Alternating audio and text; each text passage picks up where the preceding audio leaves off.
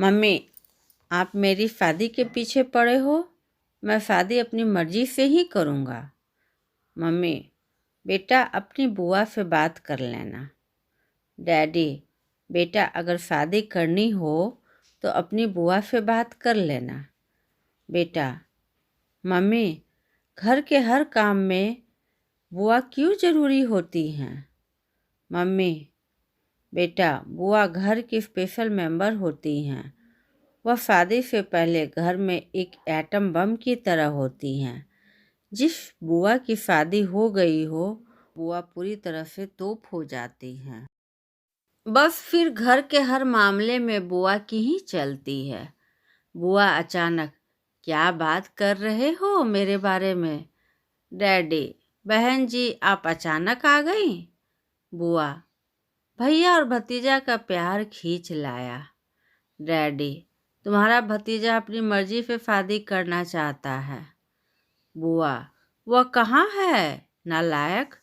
पहले भैया ने यह गलती करके सारे घर का सत्यानाश कर दिया, अपनी मर्जी से शादी करके अब जे करेगा। डैडी, देख लिया ना बेटा, बुआ क्यों जरूरी है।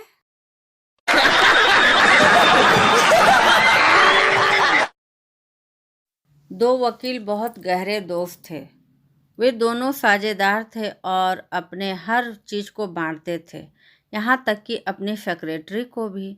एक दिन सेक्रेटरी ने बताया वह गर्भवती हो गई है।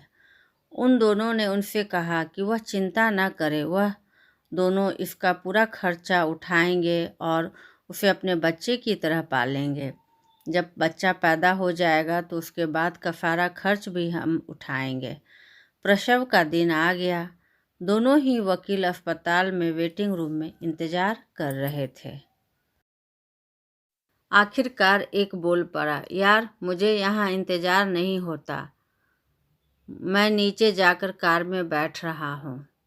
अगर बच्चा पैदा हो जाए तो जल्दी से आकर मुझे बताना। उसके दोस्त ने कहा, ठीक है। कोई 1 घंटे बाद उसका साथी मुंह लटकाए हुए उसके पास पहुंचा। उसने पूछा, क्या हुआ। उसके दोस्त ने कहा, 2 जुड़वा बच्चे हुए थे पर मेरा वाला मर गया।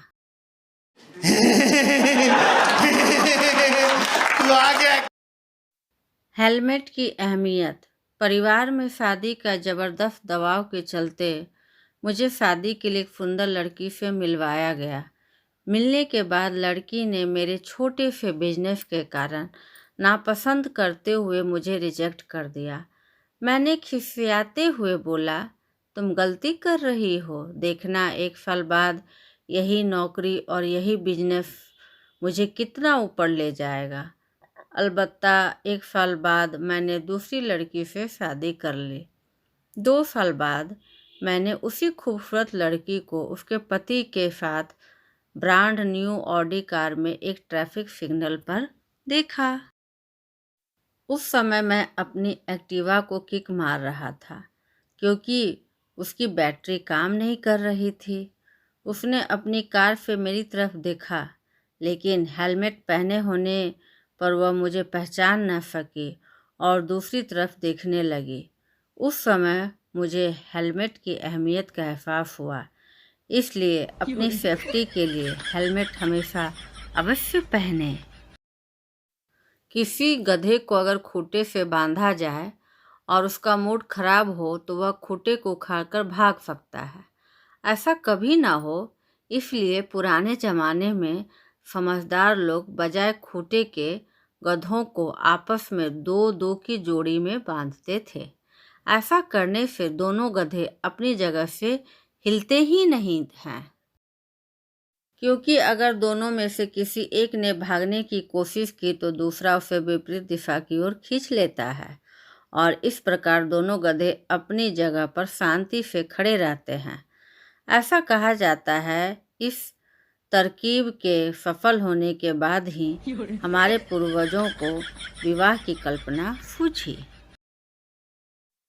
एक दिन एक ऑफिस के बॉस ने अपने केबिन के बाहर एक पोस्टर लगाया जिस पर लिखा था, मैं बॉस हूँ, यह न भूले, अपने लिमिट में ही रहकर बात करें। थोड़ी देर बाद उसकी सेक्रेटरी ने कहा, सर आपकी वाइफ का फ़ोन आया था। बॉस, क्या कहा उसने? सेक्रेटरी, उन्होंने कहा कि उन्हें अपना पोस्टर अभी के अभी घर में वापस चाहिए।